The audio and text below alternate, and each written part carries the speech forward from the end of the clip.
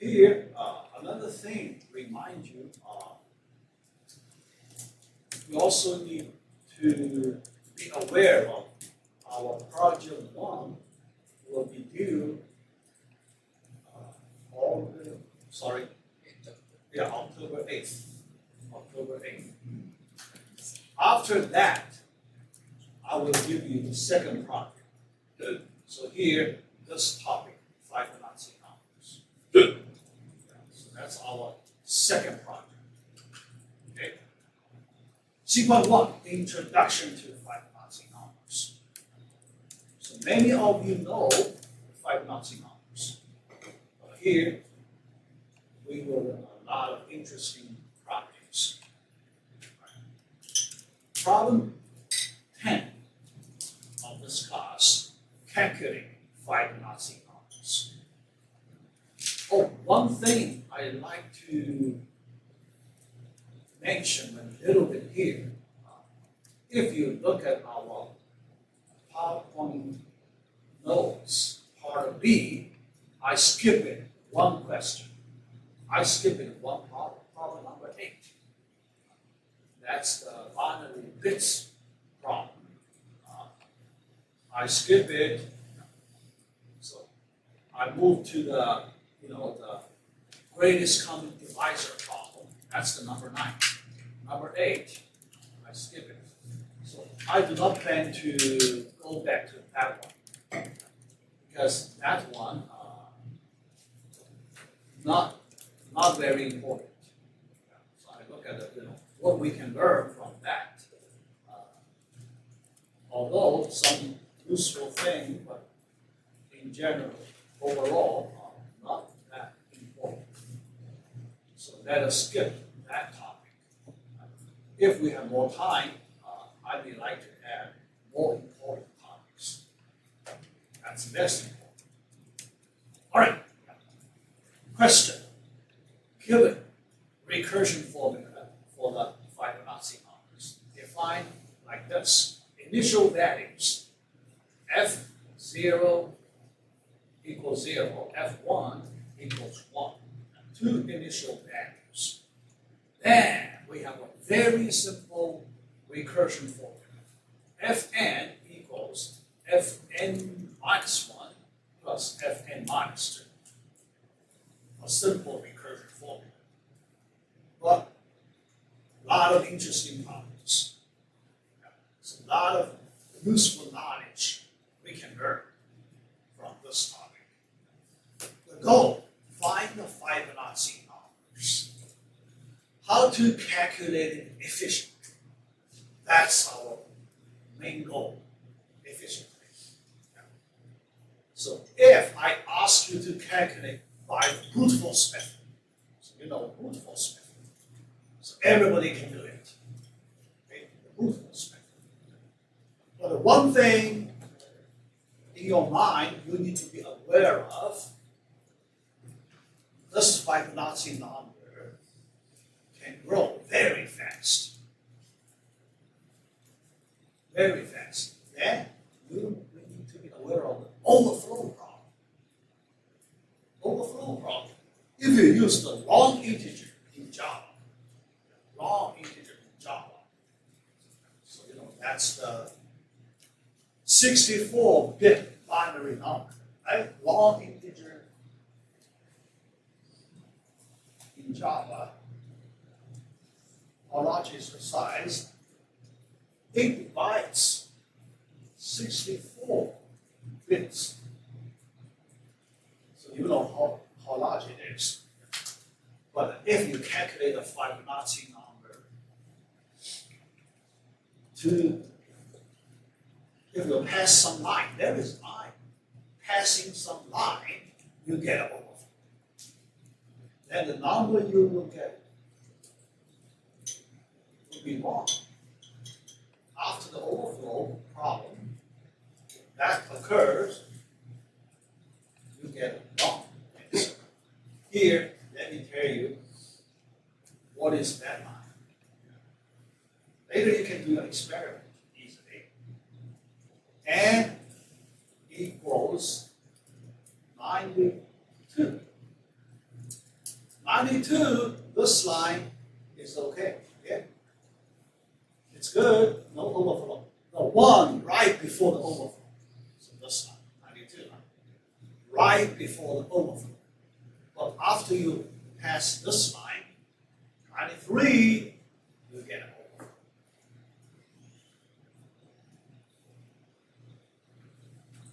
But here we don't worry because we can use big integer class. So we can handle the overflow problem. So we can imagine there is no limit. We can calculate very large Fibonacci numbers. Even here, even. So I tried the 10,000.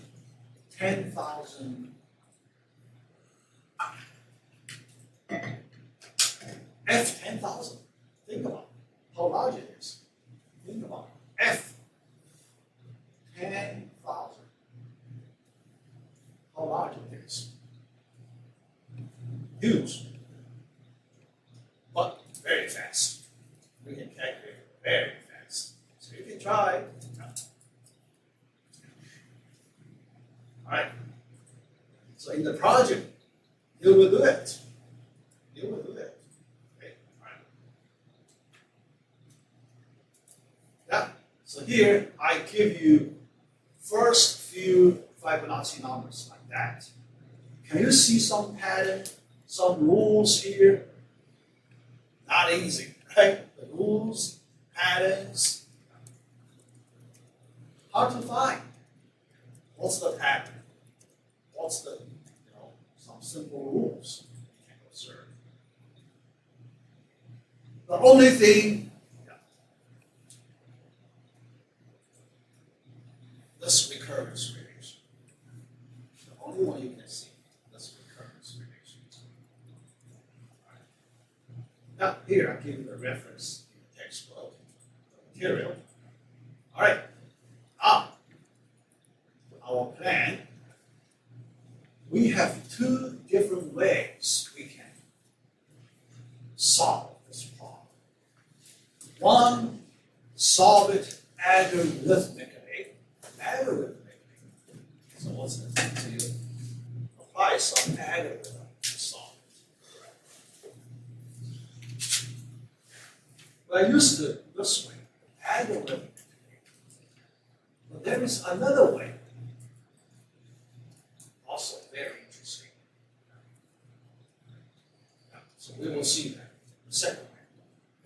So this first way, write a computer program to implement some algorithm. So we will do it quickly. Well, another one, solve it mathematically. Because here we have a math equation, recurrence relation. And it looks a simple recurrence relation, right? Fn equals Fn minus 1 plus Fn minus 2. How simple it is, right? So simple. So the question is, can we find a math formula that can represent the Fibonacci numbers, all Fibonacci numbers? Just in a math formula with n as the variable. Then, given an n, we plug in to the formula, we can find the answer immediately. Is that possible? If that is possible, then we can imagine it is very fast, right? We'll just plug into the formula and do computation. And it should be very fast. So the second way, in general, the second way may not be available for most of the computing problems. For most of our computing problems, the second way may not be available. Only the general representation, relatively easy, and we can find the formulas. If the general representations very complicated, nobody can find mathematical representations, formulas. Here, we're lucky, so we can find, but it takes quite some time to get there. The technique to find a solution. All right. Derive a math form. All right. So the first one, algorithmically, look at this pseudocode, the function to find the Fibonacci numbers recursively. Here, recursively, we have no problem.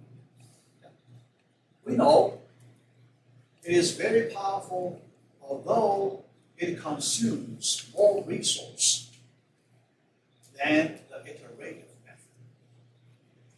But we are willing to pay a little more extra cost to get powerful implementation. So here, implementation is very simple, right? First, just return two base cases, F0, F1. After that, we just call this function recursively. Just a few simple lines, the body part only 3 lines, then we can find a solution. And it should be correct. It should be correct. Because it's a straightforward implementation. It should be correct. Right? So then the question, because after we find a solution, we need to ask ourselves, can we improve it? Is this solution a good solution? That's here. If you do not have much experience, you may not notice. You may not be able to notice the potential problem. The potential problem. Can any of you find some potential problem here in this simple implementation? Some problem. Well, I feel like the number of functions it calls will just continue to grow because the return is calling twice and then 4. Good. And then 8. Yeah. Good. That's the one. Continue to grow, but that's probably part of it. That's actually what you describe. One half of the problem. Another half, very tall. It grows very fast. It grows very fast. But the critical point, we need to point it out. The critical point, from the view of computing resource, from that point of view.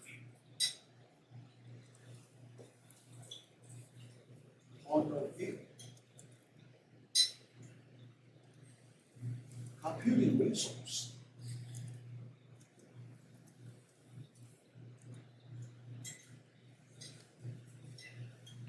The question, does it use the computing resource efficiently or not? This question.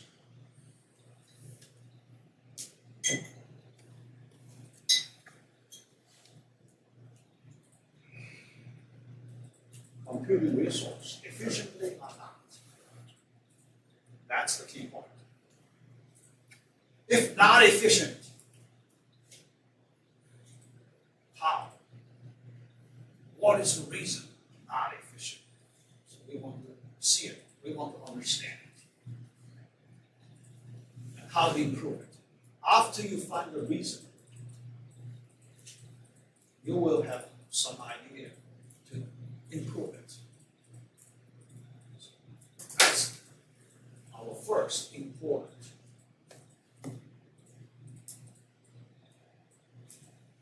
body knowledge point. Okay, all right. Let's continue. Correctly, no problem. But efficiency is a big problem. So the first implementation method I'll ask you to implement for comparison. This one. This is a bad implementation.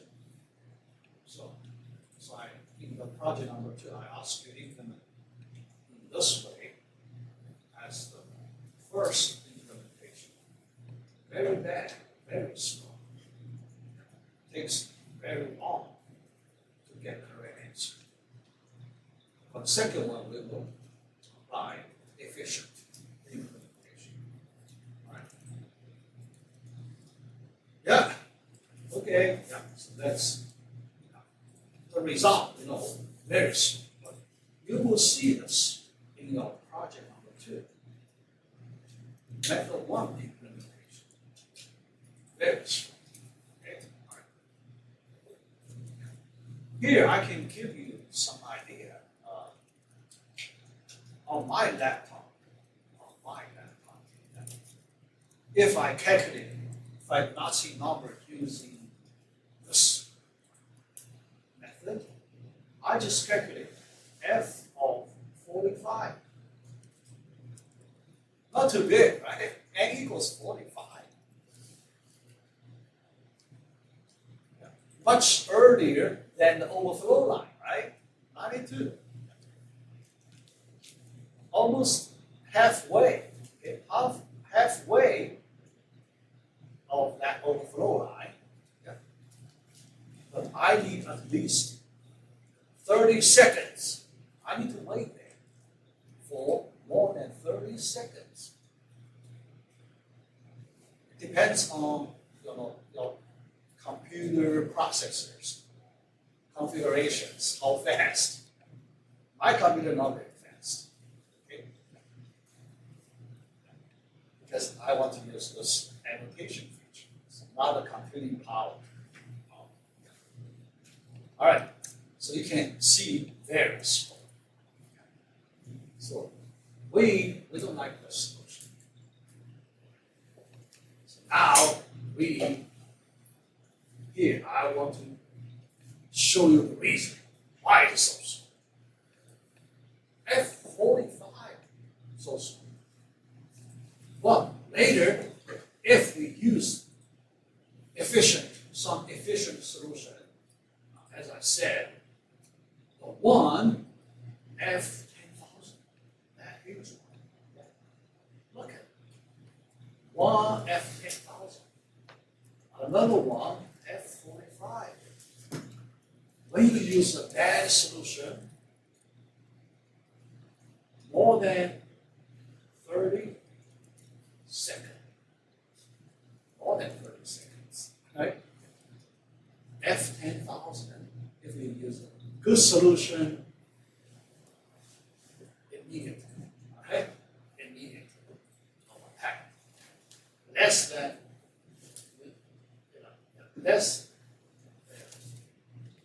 one second. Not that. Less than 1 second. But 10,000. You can see the huge difference. Efficient or not. Okay? Yeah. All right, so here I want to show you why it's so slow. Why F45 becomes so slow. Here I draw a tree. The tree, I call it the recursion tree.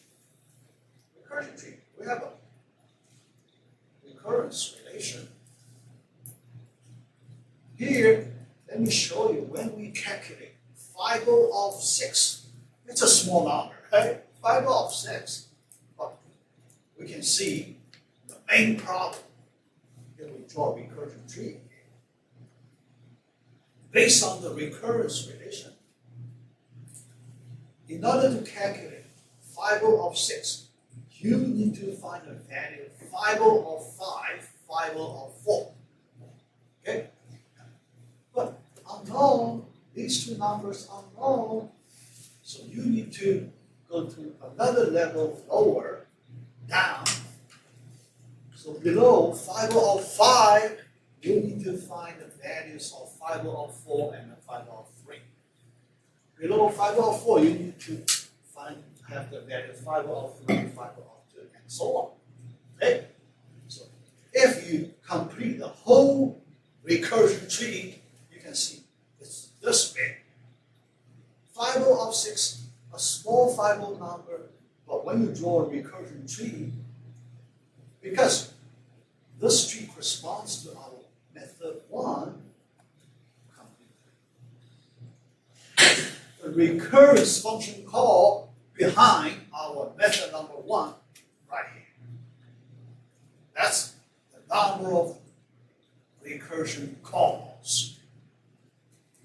Is that efficient? Can you see why it's not efficient? Here. Is it because it isn't using like its previous calculations? It's recalculating the same thing over and over again? Yes. Redundant calculation. Redundancy, unnecessary redundancy, a lot of redundancy here. See? Yeah. Here, let me just use 5002. How many times we calculate 5002? 5 times. 5 times. But we only need to calculate once, right? So 4 other times redundant. But this is just for 5006. How about 500100? That redundancy, huge. Huge, unnecessary. See? So if you cut off the redundancy, then efficient. Huge improvement. Huge improvement. Okay? That's the first thing we can learn. Redundant calculation.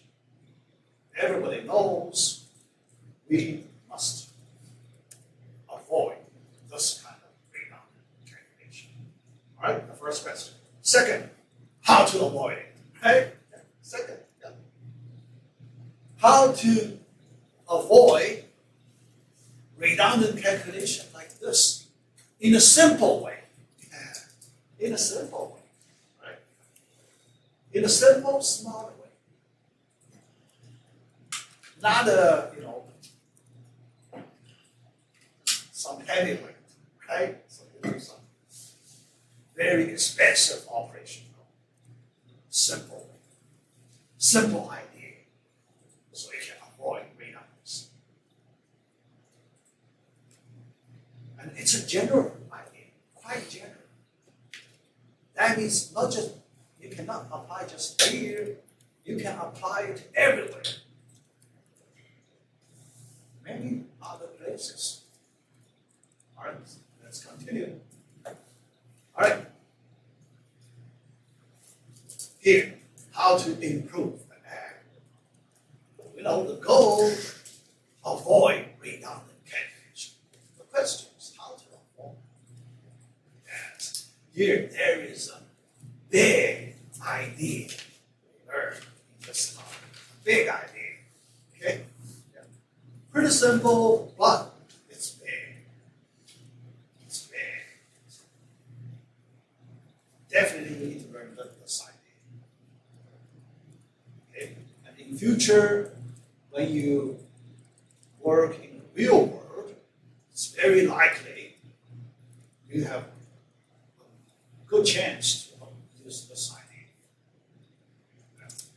All right. So method 1, yeah. All right. So here, to avoid redundancy, actually there are several methods. Several methods. All right. So here, let me describe these methods. Several methods. Method 1, first one, we call it bottom up.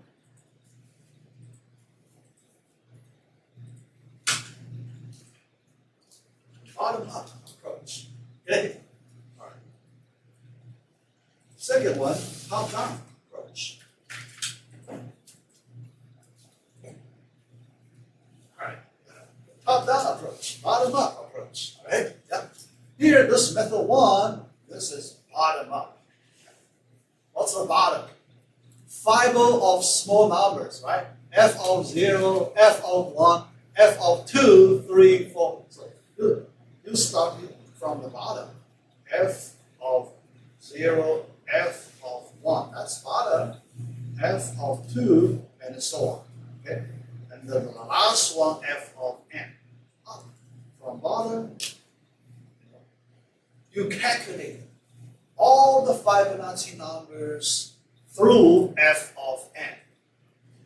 That's the bottom up. And for this question, first, it's an easy implementation. Second, it is simple. It is simple. All right? Yeah. Oh, sorry. Simple, easy, that's the same thing. Second, it is efficient. It is efficient. Okay? This one, if you implement F of 10,000, you can get a response time less than 1 second. Efficient. So, conclusion, this one, efficient.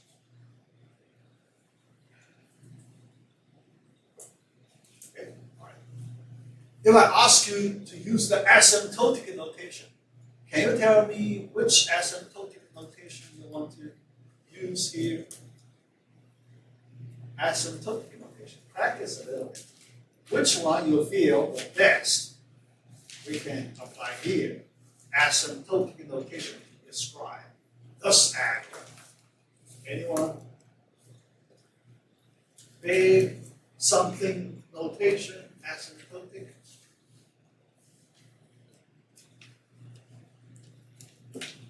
Big theta of n. How about that? Big theta, constant multiple of n. How many additions?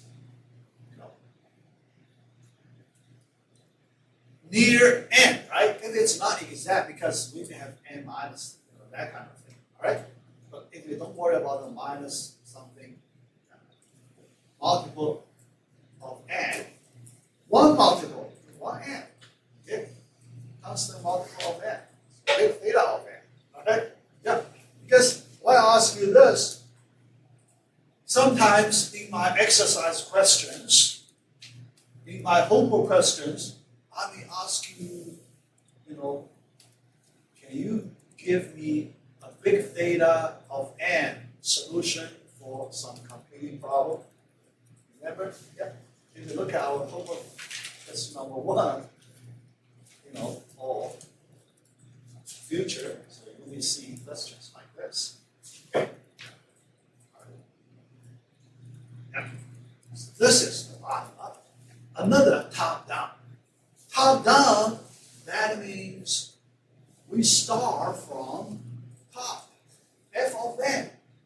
But f of n is not available, then we move down. Top down. Okay? Top down, just like our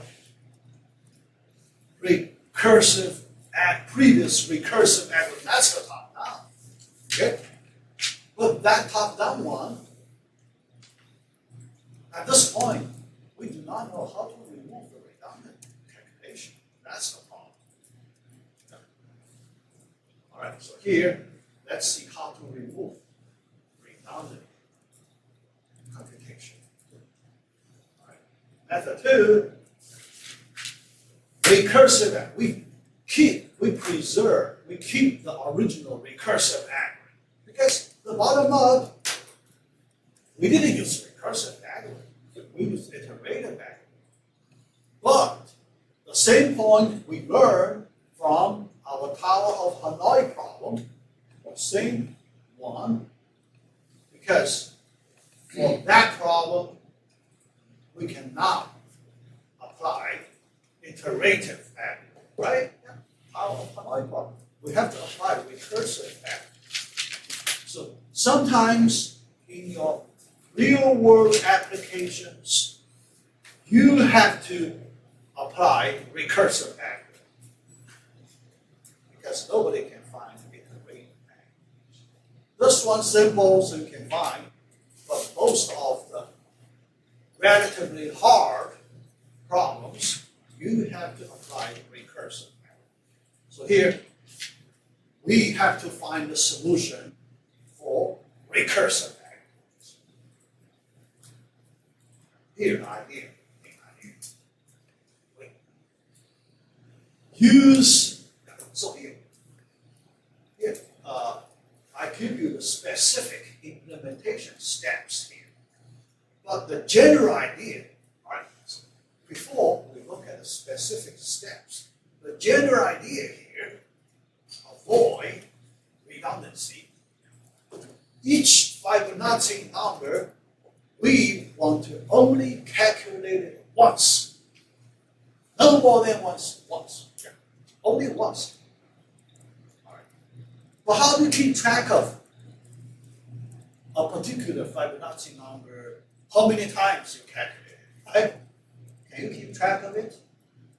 If you can keep track of it, then you can do something appropriate to make sure you never calculate it more than once. So the question is, how do you keep track of it? If a Fibonacci number you want to calculate already available or not, you need to store some information to tell you that, right? That store. Yeah. You're allowed to use some extra storage space to tell you that information, available or not. So that's why here, this line, use an array to store calculated values. Yeah. That's the reason. Yeah. Because after you store the calculated values, next time you do not do the calculation another time. You just retrieve the existing value. How about that? So the idea is pretty smart. Simple, smart, but very effective. Very effective.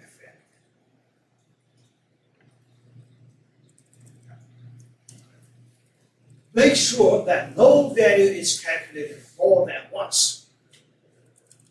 That means you need to do some detection. How do you determine if you need to calculate or not? Right? You need to do detection. Okay? Yeah. Detection using the value you already stored in the array to tell you if you need to calculate it or not. Okay? Yeah. Think about this idea, right? Yeah. Does it look simple here? Pretty simple, right? Pretty straightforward. Yeah. But this method, there is a big name for it. Big, important name for this method. Let me give you this name. Dynamic program.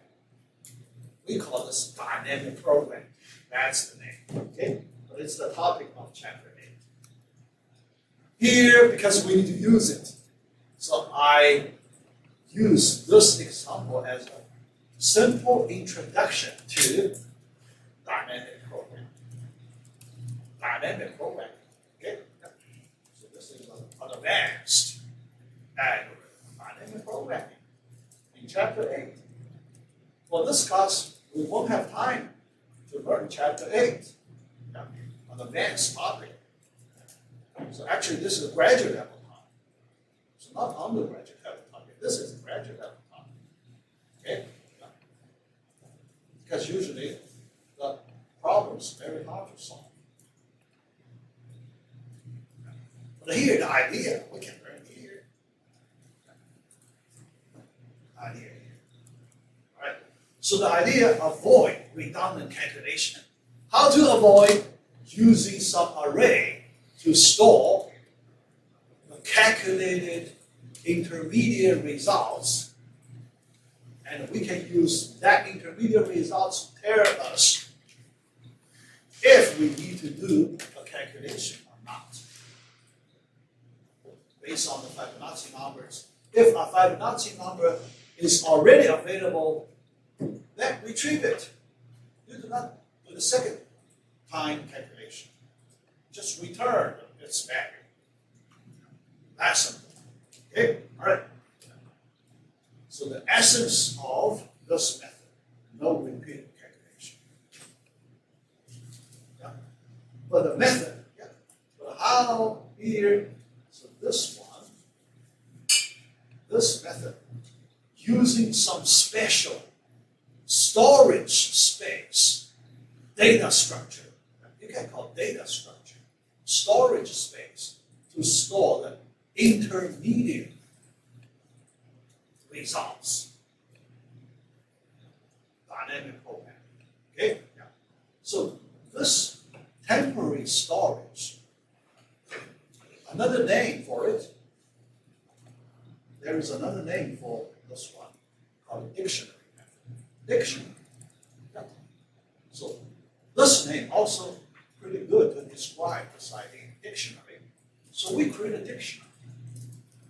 We store intermediate results in a dictionary. So why dictionary? Because next time, if we need to determine, if we need to calculate one particular number, we need to look it up in the dictionary. How about that? We look it up because we need to know if it's available in the dictionary. It is available in the dictionary, retrieve, return, no calculation. Grab it from the dictionary immediately to save your time. Okay? That's why people call it dictionary method. Okay? Yeah. But that's not a formal method, right? Formal dynamic programming. Okay? Informal dictionary method. Then implementation, method 2. Dynamic programming implementation. All right? Yeah. Details. Okay. Yeah, dictionary method. Yeah. All right, so here the 3 points we need to have for this method. All right, the code is here. Look at the pseudocode. We modify our previous recursive function, but we use a special array, known F array. Known, from the name, known value. This array is used to tell us if the Fibonacci numbers are known or not. Yeah. If the detection, this is detection step. Okay? If you check, yeah, because when you do initialization, initially, this array, initial to be 0, right? Yeah.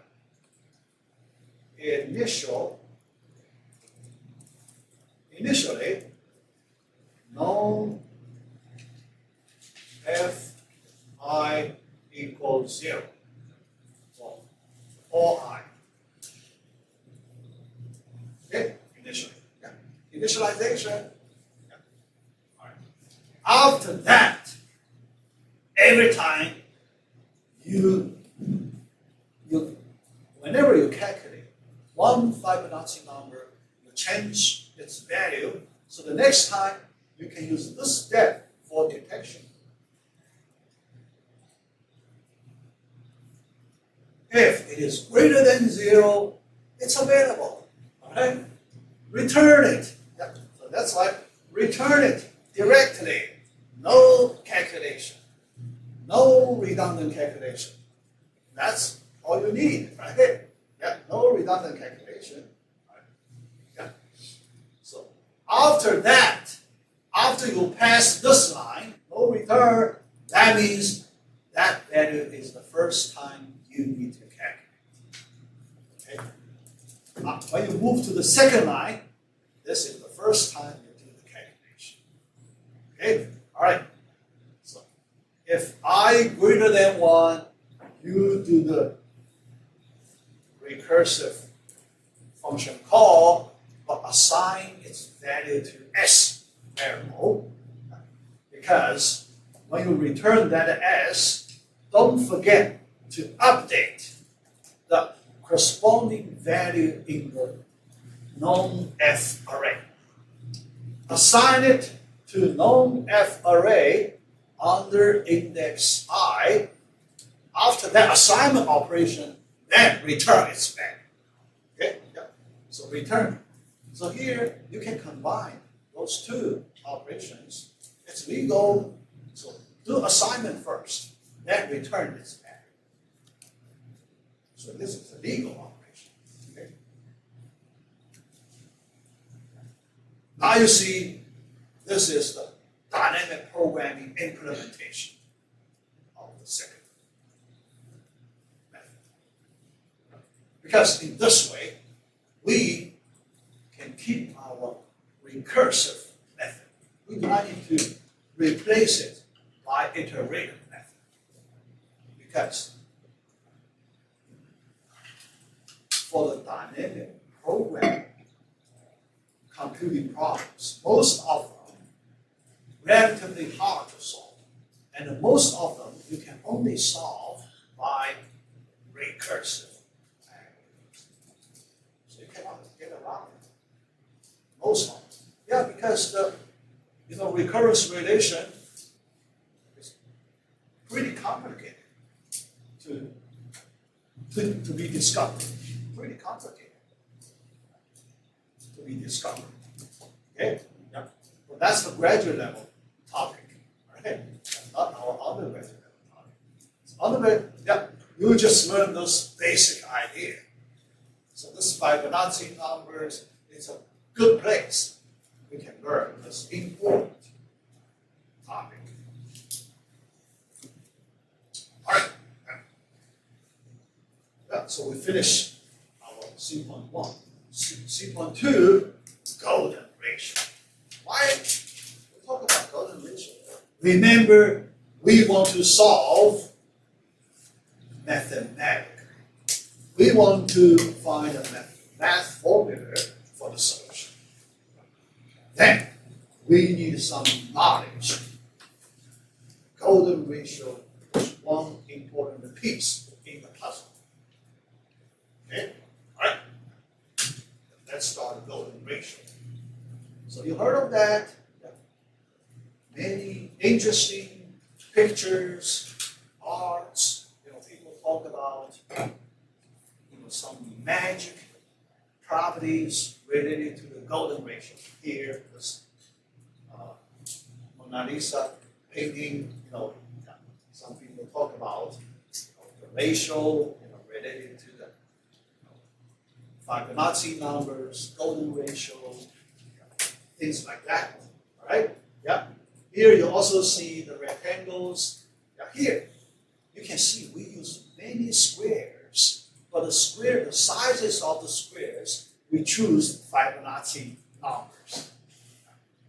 0, yeah, we skip that 0, but we start from 1. 1, 1. We have two squares with size 1. Side as side 1, right? Put them together. Then we have size 2, side 2 square. They fit perfectly. How to put them in a shape fit in a perfect way. Then size 3, size 5, then size 8. So you can see the rectangle fit in a perfect way. So that's one property, Fibonacci numbers property. Another one here, because each square you draw quarter arc.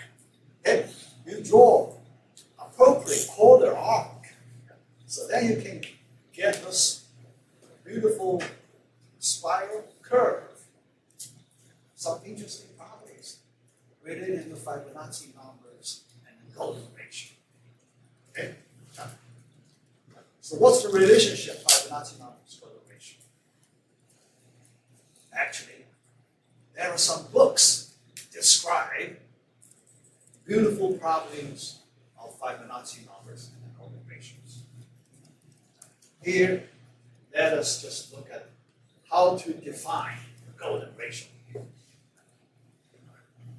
Golden ratio, so we define it in this simple way. Okay? We take two line segments. The first one, longer one, we call it A, length A. Second, shorter one, length B. So we put them together, and some ancient people, so they try to make some, interesting description of the relationship between A and B. So they want to figure out what is the most natural relationship between A and B. So they want to make some argument to claim this way gives the most natural way between these two line segments. So what is the way? So they consider the ratio. Longer line segment over shorter line segment, A over B. A over B, because it is greater than 1, right? Yeah, this ratio is greater than 1. So this ratio should be equal to another ratio also greater than 1, but another ratio also generated from these two line segments in a different way. So what is the different way? The numerator should be greater than the denominator. So the numerator, they make A plus B. Denominator, the longer one, A. Okay? A plus B over A. That ratio should be equal to the original A over B ratio. And if those ancient people, they claim this is the most natural relationship between two line segments. So this number should be a very special number in the universe. Okay? Yeah. All right. Yeah. So the next question, can we find this ratio? No. Because after we have equation, so we may have a chance to find this ratio mathematically. Right? Yeah. But here, we only have one equation, right? This is the only equation we have. Question? What is the ratio? Ratio? Yeah. Yeah, we want to find the ratio. Our goal, find the ratio, A over B ratio. Okay? What's the number? What's the specific number? Okay? Yeah. But here, because we only have one equation, two variables in one equation. But we do not need to find A value, B value. We find A over B ratio. That's possible. That's possible. Okay? But to find it, we want to do variable reduction. Because two variables in one equation, we cannot find a solution, right? There are multiple solutions, large number of solutions. So in order to find a fixed solution, we need to reduce the variable number by 1. So we call it variable reduction method. How to do variable reduction? We, after this simplification, we want to introduce a new variable called x to represent its ratio. A over B, let's call it x variable. Okay? X variable, one variable, x. X equals, because this B over A, it's reciprocal of x, right? B over A can be replaced by 1 over x. Then our equation becomes x equals 1 plus 1 over x. This equation, we only have one variable, so we should be able to solve it, right? Yeah. We should be able to solve it. Only one variable. Okay? Yeah. And it's pretty easy to solve it. Yeah. after we remove the denominator, we get x squared equals x plus 1. It's a quadratic equation. X squared equals x plus 1, quadratic equation. Okay? Yeah. To solve this quadratic equation, we have some formula, right? Quadratic formula for the solution. Yeah. So let's apply the famous quadratic formula here. Okay? Yeah. So that formula is for a general quadratic equation. A squared plus b squared plus c equals 0. A not equal to 0. Okay? For this general quadratic equation, we can apply a formula like this. Okay? Yeah. All right. Then let's just plug in. Here, after we write the original quadratic equation, we get an x squared minus x minus 1 equals 0. A equals 1. B equals negative 1. And the C also negative 1. We just plug in these three numbers into our quadratic formula. We get the solution. But the possible solutions, there are two numbers that could be considered. 1 plus or minus root 5, then the whole number over 2. Two possible solutions. And we need to make some decision. Should we take all these two numbers, or we can drop one of the two? So if you look at these two numbers, A, 1 less than root 5, right? 1 less than root 5. If you take 1 minus root 5, it becomes a negative number. Okay? Negative number, can a ratio be a negative number? A over B ratio? Our x, there is a geometric meaning of x. It's not a simple number x.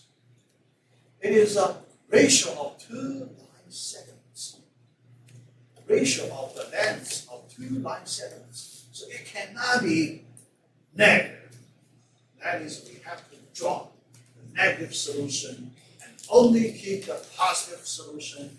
So we get this x equals 1 plus root 5 over 2. That's approximately equal to 1.618. But we usually take the precise number, not approximate number. But that precise number, 1 plus root 5 over 2, we want to use a symbol to represent it. Simple symbol to represent it. So here, yeah, all right. So here we use the Greek alphabet phi to represent it. Phi. Okay? So similar to pi. Remember, pi is a special constant. Yeah. Circular, constant. Yeah. Here, another one. We use another Greek alphabet. Phi.